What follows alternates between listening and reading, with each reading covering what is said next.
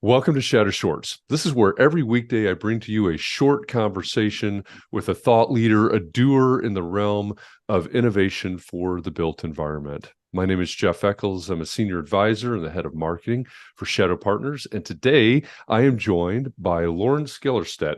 He's the managing director at Foundry Commercial in Atlanta. Even though he's wearing a Rockies hat, we've had a long conversation before we went live about baseball, which is one of my favorite topics. He's in Atlanta. He's a Braves fan. He's got a Rockies hat on.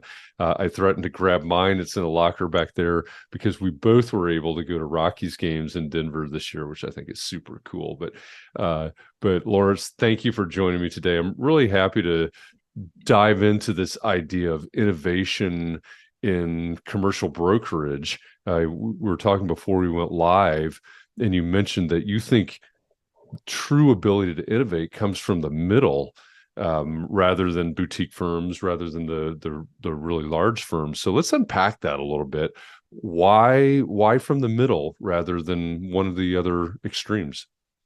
Yeah, thanks for having me on, and appreciate the understanding with the mismatched hat. I love all baseball.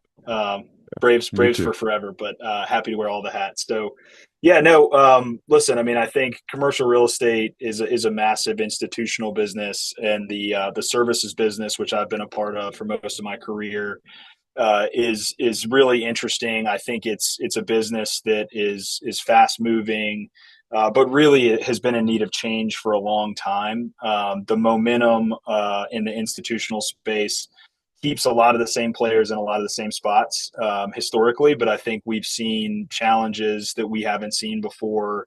There's technology we haven't seen before, interest rates being where they are, COVID changing highest and best use really quickly and broadly. It's not just spots, it's everywhere all at once. And then applications like AI and other things that are coming to change our business. I think the need for change has been there. And I think the force that is going to force us all to change and get better is there today in a way that it hasn't really been, at least in terms of my career and probably the three generations of my family that came before me that are real estate people. So I'm excited about it. I think all you can do is embrace it and ride it. I've always tried to chase it. So I was at Cushman and Wakefield for the beginning of my career, but always focused in the tech space. I was a huge believer in co-working early on.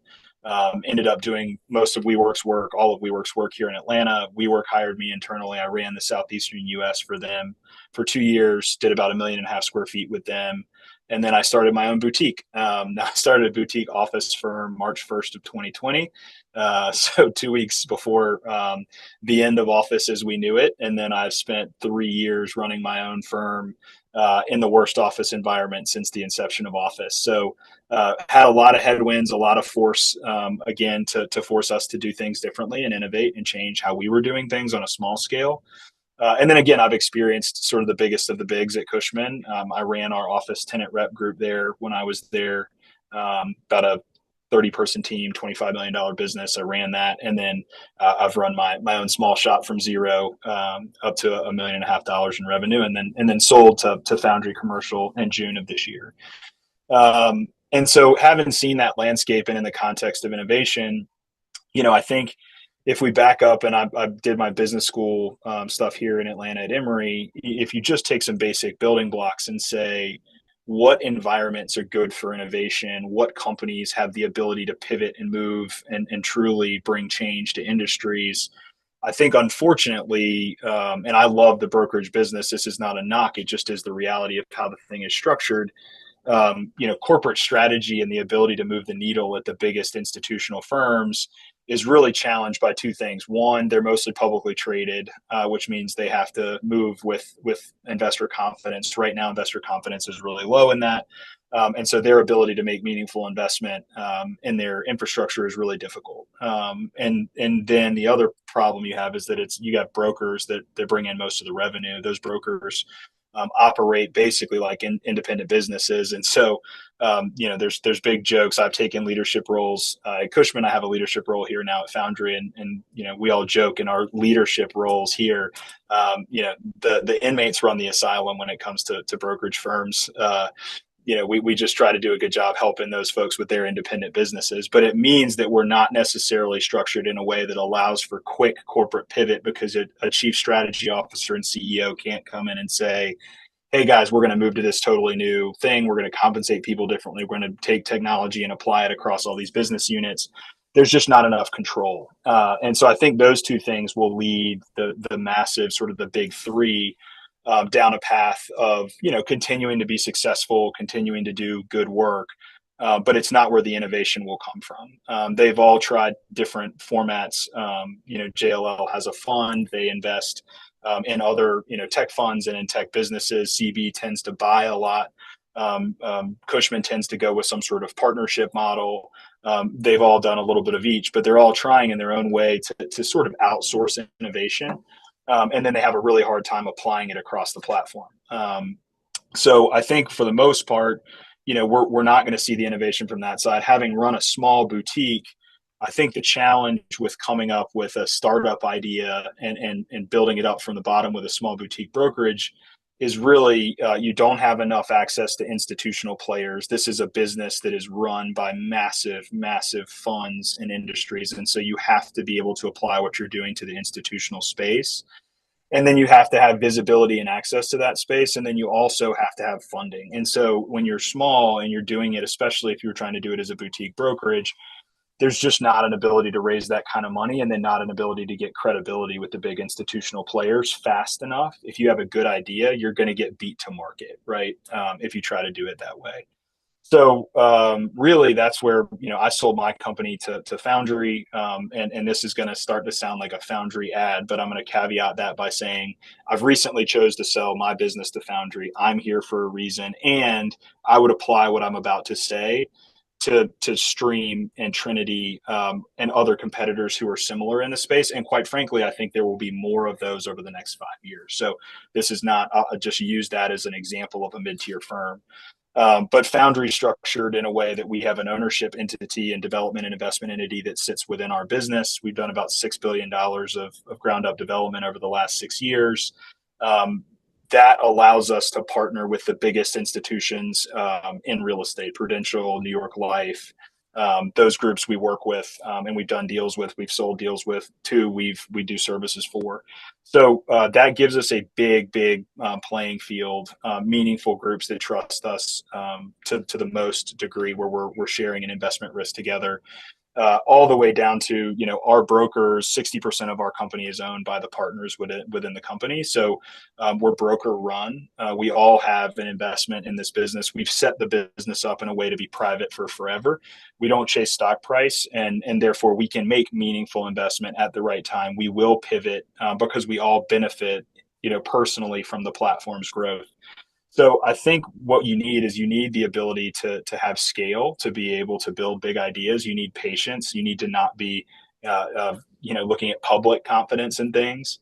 And so I think those are the big things that I would point to as, meaningful reasons why I think innovation will come from the middle, at least as it relates to brokerage.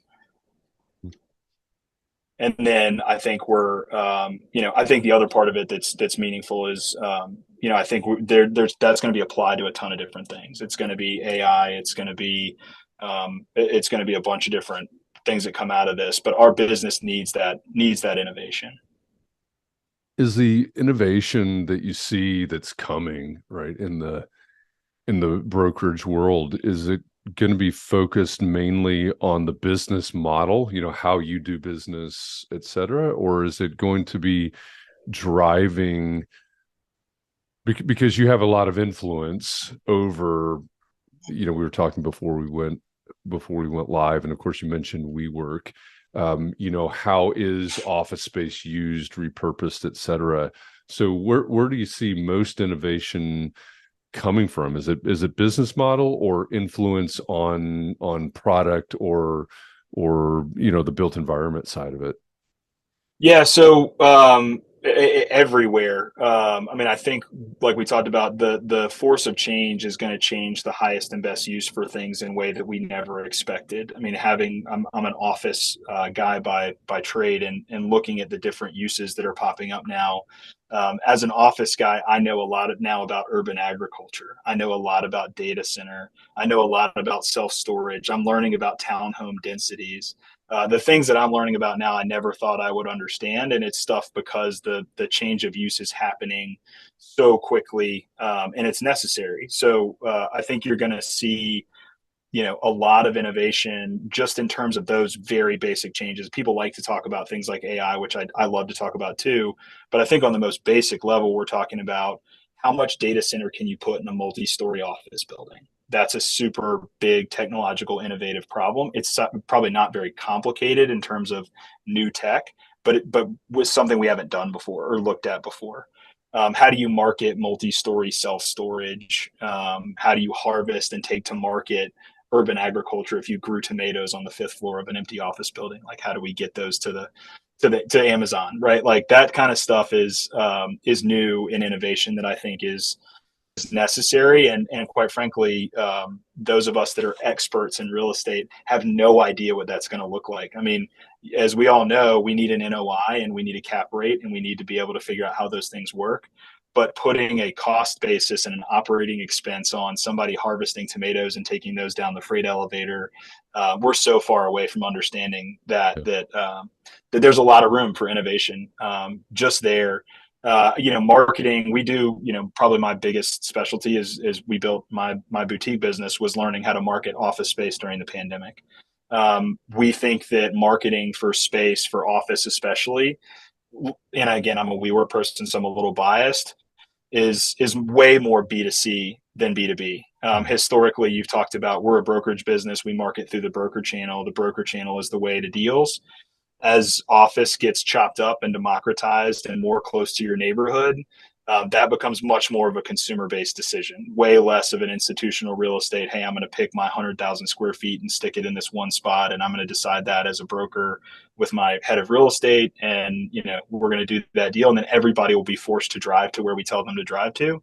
That is getting chopped up in a different way, and so again, the way we market buildings starts to be, does Barbara, who runs the marketing department, who lives in Duluth in Georgia, want to have her marketing team in Duluth? And which building does she like? And which one did she see online? And which one did she think had that becomes a much more common use case. And so, we believe that digital advertising, geofencing, those types of things are massive parts of the future of marketing office. Quite frankly, if we took, and we're working on this in the background, it's not a secret. The technology and tools that are used to market apartments to individuals, we're using a lot of those same tools to take spaces within office buildings, chop it up, make it really clear, virtual walkthrough, follow up, email marketing, automated follow up. But how do you do those types of things that we've had to do for residential for forever for a use like office? So that those would be other examples of of innovation. We use AI. I'd say there's different brokers using it to different extents, but there's a lot of brokerage use of AI for reviewing leases, reviewing LOIs, finding risk within paragraphs. You still have to look at it. Right now, it's basically making the smartest folks smarter and quicker, but it's not removing the need for the smartest folks, at least today. Yeah. So you were saying that, and I was thinking, as we record, the Shadow Summit wrapped up. Our 7th annual Shadow Summit wrapped up 2 weeks ago. And one of the things I did leading up to Shadow Summit was run our incubator. We had demo day at Shadow Summit. And if they're listening, there's a team that presented in demo day that's really happy to hear you talk about that, because there's different use case, but their idea, the thing that they're developing is very similar to what you just mentioned, right? It's AI review of submittals is what they're working on, but it's a very similar idea. So I think some people just clicked their heels when they heard that. Yeah, and then we've seen it in the residential space. There's a cool group out of New York we've talked to that has a finance tool that basically allows you to get improved credit score by allowing the technology to track your banking and spending habits. And then has flipped that basically to the residential apartment world for credit checks, right, and background checks. So basically, if you have this tool, you're automatically qualified for almost every apartment in New York from a Wow. finance perspective, and it's improving your credit score. So background check and all that kind of stuff, because it's basically saying that credit score is one part of it, but if you've got 2 years of proving that you've paid all your bills and you get a paycheck every Friday, that should be good enough. So Yeah. it's really everywhere that we're seeing it. Like I said, in marketing and legal, and then it'll. I think the biggest one that people ask about is transparency, right? Is that you have Mm. an intermediary like us to provide transparency into an opaque market, and the more and data that's out there and available, the less and less that friction exists, and therefore brokerage fees should come down. I think there's a pretty interesting there's some pretty interesting rulings that have just come out against the National Association of Realtors that are saying they're colluding on keeping fees high. Obviously, those of us in the commercial world sort of laugh at that because I think it's missing the point a little bit. I don't think housing prices are rising because of fees. I think housing prices are rising because of the lack of availability of housing and inflation. But colluding on fees and are those people bringing the value to the buyers and sellers in those markets, and how is that working? Those are all reasonable questions where when data becomes more available, how does that impact our business? And so, I'm one of probably a few people who forever have predicted that we will end up being more like EY. We'll be consultants and we'll get paid less overall, but it'll be more fixed engagements, and we'll get paid consulting fees and salary and bonus model, and that would be much more aligned to our clients' incentives. That's how a lot of the brokerage business works in Europe. Mm. And in the UK, you have the tenant. In my business and office, the tenant pays the fee.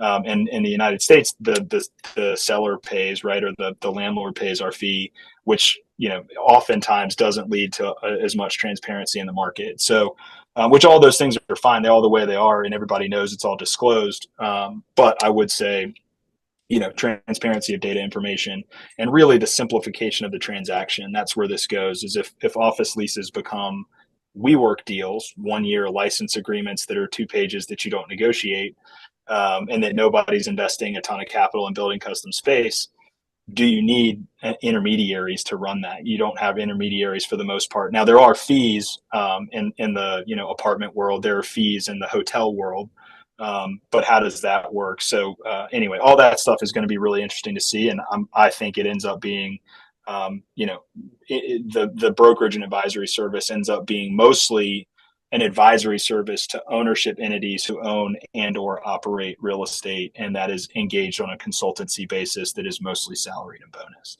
Just becomes a part of the cost structure.